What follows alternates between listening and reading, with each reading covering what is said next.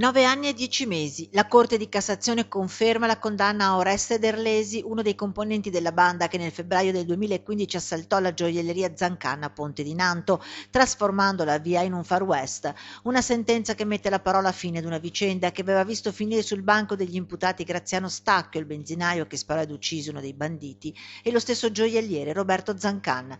10 anni scarsi, una sentenza che lascia comunque l'amaro in bocca nelle parole dello stesso benzinaio. Io dico che sono state anche clementi e può ritenersi anche fortunato che Eli è ancora vivo, perché ci rendiamo conto che mi ha sparato 2 volte e io per 2 volte si sono messo in difesa perché si allontanassero, perché andassero via. E aggiunge: E quando uno prende un'arma impropria, per me è già un assassino, è già una persona che è pericolosa, è già una persona che dovrà essere condannata, ma non per il tentato furto, il tentata rapina, ma no perché hanno abbandonato il loro compagno, ma neanche perché praticamente ma solo per l'arma.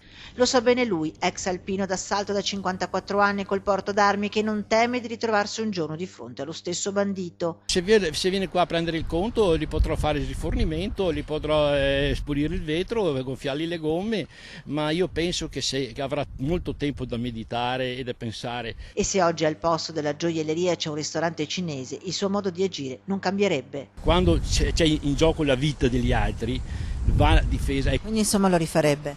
Lo rifarei forse anche con un po' di più cattiveria.